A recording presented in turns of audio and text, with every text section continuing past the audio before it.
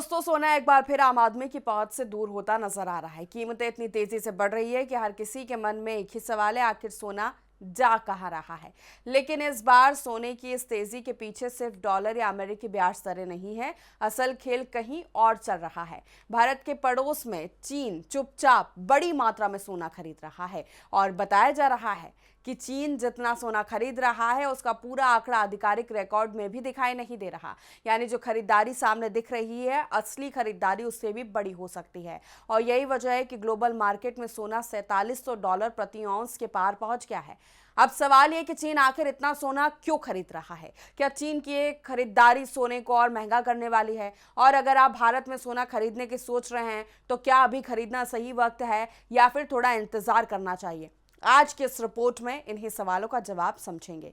सबसे पहले बात करते हैं आज के सोने के भाव की। खबर लिखे जाने तक 5 अक्टूबर 2026 एक्सपायरी वाला 1 किलो सोना करीब 0.63% की बढ़त के साथ 1.60 लाख रुपए के ऊपर कारोबार करता नजर आया। अब जरा पिछले कुछ समय का हिसाब देखिए। सिर्फ एक हफ्ते में सोना 5% से ज्यादा बढ़ चुका है। वहीं एक महीने में इसकी कीमत में 13% से ज्यादा की तेजी देखने को मिली है। हालांकि 3 महीने के आंकड़े देखें तो सोना अभी भी करीब 0.99% नीचे है, लेकिन ग्लोबल मार्केट में तस्वीर काफी दिलचस्प है। गोल्ड फ्यूचर्स 14 मई के बाद पहली बार $4700 प्रति औंस के पार पहुंच गया है। यानी सोना करीब 3.5 महीने के सबसे ऊंचे स्तर पर पहुंच चुका है। अब सवाल यह है कि आखिर सोने को इतना सपोर्ट मिल कहां से रहा है? सबसे बड़ा नाम सामने आ रहा है चीन का।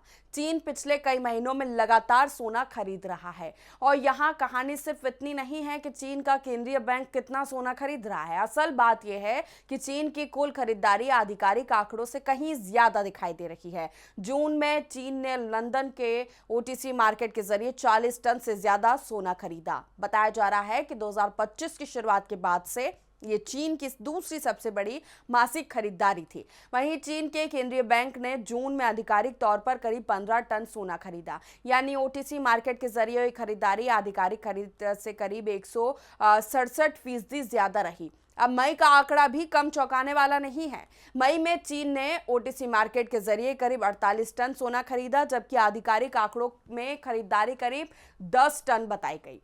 यानी सिर्फ मई और जून को जोड़ दे तो चीन ने ओटीसी मार्केट के जरिए करीब 88 टन सोना खरीद लिया। और इसके बाद जुलाई में भी चीन के केंद्रीय बैंक ने 20 टन से ज्यादा सोना खरीदा। बताया जा रहा है कि अक्टूबर 2023 के बाद ये उसकी सबसे बड़ी मासिक खरीदारी है। इस साल अब तक चीन अपने आधिकारिक गोल्ड रिजर्व में 60 टन से ज्यादा सोना जोड़ चुका है और उसका कुल गोल्ड रिजर्व करीब 2360 टन के पार पहुंच गया है। अब सोचिए, जब चीन जैसा बड़ा देश लगातार सोना खरीद रहा हो तो ग्लोबल मार्केट में इसका असर होना तय है, क्योंकि बाजार में मांग बढ़ती है तो कीमतों को भी ऊपर जाने का सहारा मिलता है। लेकिन सिर्फ चीन की सोने को ऊपर नहीं ले जा रहा है। दूसरा बड़ा कारण अमेरिकी डॉलर भी है। सोने और डॉलर का रिश्ता काफी पुराना है। जब डॉलर कमजोर होता है तो आमतौर पर सोने को फायदा मिलता है, क्योंकि दुनिया भर में सोने की कीमत डॉलर में तय होती है। ऐसे में जब डॉलर कमजोर पड़ता है तो दूसरी करेंसी वाले खरीदारी के लिए सोना अपेक्षाकृत सस्ता हो जाता है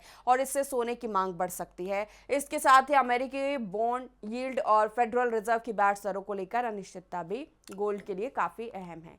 इसे आसान भाषा में समझिए, जब ब्याज दरें ज्यादा होती है तो निवेशकों को ऐसे विकल्प ज्यादा पसंद आते हैं जहां उन्हें ब्याज मिलता है। लेकिन जब ब्याज दरों को लेकर तस्वीर साफ नहीं होती या दरों में कटौती की उम्मीद बढ़ती है तो निवेशकों का रुझान सोने की तरफ बढ़ सकता है। यही वजह है कि इस समय पूरी दुनिया की नज़र अमेरिकी आर्थिक आंकड़ों को और फेड के अगले फैसलों पर है। 27 से 29 अगस्त के बीच होने वाला सम्मेलन भी बाजार के लिए काफ़ी अहम रहने वाला है, क्योंकि वहां से फेड की आगे की नीति को लेकर कुछ संकेत मिल सकते हैं। और अब आते हैं तीसरे बड़े कारण पर, जियोपॉलिटिकल तनाव। आपको पता ही है, अमेरिका और ईरान के बीच तनाव अभी भी बाजार के लिए चिंता का विषय बना हुआ है। ईरान पर आर्थिक प्रतिबंधों को चेतावनी है, तेल की सप्लाई को लेकर चिंता बरकरार है और दुनिया के अलग अलग हिस्सों में बढ़ती अनिश्चितता भी है। इन सब का सीधा असर निवेशकों के मूड पर पड़ता है और जब बाजार में डर बढ़ता है तो निवेशक अक्सर सुरक्षित निवेश की तरफ जाते हैं। यहीं पर सोना फिर से चमकने लगता है। यानी इस वक्त गोल्ड को एक साथ कई तरफ से सपोर्ट मिल रहा है। चीन की खरीदारी एक फैक्टर जरूर है, दूसरी ओर कमजोर डॉलर भी इसका दूसरा फैक्टर है। बॉन्ड यील्ड में उतार चढ़ाव लगातार दिखाई दे रहा है। फेड की ब्याज दरों को लेकर अनिश्चितता भी नजर आ रही है और जियोपॉलिटिकल तनाव अभी फिलहाल कम होने का नाम नहीं ले रहा है। इन सभी वजहों को मिलाकर सोने की कीमत को मजबूत किया है। लेकिन अब सबसे बड़ा सवाल यही कि क्या सोने की ये तेजी आगे भी जारी रहेगी या फिर इतनी बड़ी तेजी के बाद अब बाजार में गिरावट देखने को मिलेगी। फिलहाल केंद्रीय बैंकों की खरीदारी गोल्ड के लिए सबसे मजबूत सपोर्ट में से एक बनी हुई है। अगर चीन और दूसरे केंद्रीय बैंक लगातार अपने गोल्ड रिजर्व बढ़ाते रहते हैं तो लंबी अवधि में सोने की कीमतों को सपोर्ट मिल सकता है। लेकिन यहाँ थोड़ा सावधान रहना भी जरूरी है, क्योंकि अगर अमेरिकी डॉलर अचानक मजबूत होता है या बॉन्ड यील्ड तेजी से ऊपर जाती है तो सोने पर दबाव आ सकता है। इसके अलावा सोने में इतनी तेजी के बाद निवेशक मुनाफा भी निकाल सकते हैं और अगर बड़ी मात्रा में मुनाफा वसूली हुई तो कुछ समय के लिए कीमतों में गिरावट देखने को मिल सकती है। अब भारत की बात करें तो यहाँ सोने की कीमत तय करने में सिर्फ अंतर्राष्ट्रीय भाव ही मायने नहीं रखता, रुपया भी बहुत बड़ा फैक्टर है। अगर डॉलर के मुकाबले रुपया कमजोर होता है तो अंतर्राष्ट्रीय बाजार में सोने की कीमत स्थिर रहने के बावजूद भारत में सोना महंगा हो सकता है। यानी भारतीय खरीदारों के लिए डॉलर और रुपए की चाल भी उतनी ही महत्वपूर्ण है। हालांकि बढ़ती कीमतों का असर अब सोने की खुदरा मांग पर भी दिखाई दे रहा है। महंगा सोना होने की वजह से कुछ लोग अपनी खरीदारी टाल रहे हैं, लेकिन दूसरी तरफ निवेशकों और केंद्रीय बैंकों की मांग अभी भी मजबूत बनी हुई है। यानी एक तरफ आम खरीदारी महंगे सोने से थोड़ा पीछे हट रहा है तो दूसरी तरफ बड़े निवेशक और केंद्रीय बैंक लगातार खरीदारी कर रहे हैं और यही अंतर इस समय गोल्ड मार्केट को काफी दिलचस्प बना रहा है। तो कुल मिलाकर सोने की मौजूदा तेजी के पीछे सिर्फ एक वजह नहीं है, चीन की बड़ी खरीदारी तो कारण है ही।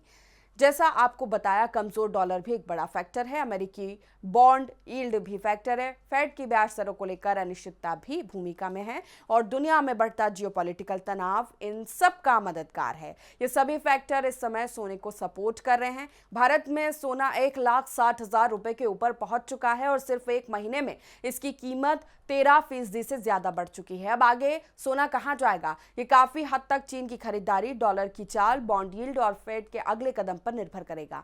अगर ये सभी फैक्टर गोल्ड के पक्ष में बने रहते हैं तो सोने की चमक आगे भी बरकरार रह सकती है। लेकिन अगर डॉलर मजबूत होता है, बॉन्ड यील्ड बढ़ती है या बाजार में मुनाफा वसूली शुरू होती है तो सोने में गिरावट भी देखने को मिल सकती है। अब देखना यह है कि इतनी तेजी के बाद अगली बड़ी चाल किस तरफ होगी। क्या चीन की खरीदारी सोने को एक और नए रिकॉर्ड की तरफ ले जाएगी या फिर मौजूदा ऊंचे स्तर पर मुनाफा वसूली शुरू होगी। आपका क्या मानना है? क्या सोने की कीमत यहां से और ऊपर जाएगी या फिर अब थोड़ा गिरावट देखने को मिलेगी? अपनी राय कमेंट सेक्शन में जरूर बताइए। मिलते हैं अगली वीडियो में। देखते रहिए राष्ट्र टीवी। नमस्कार।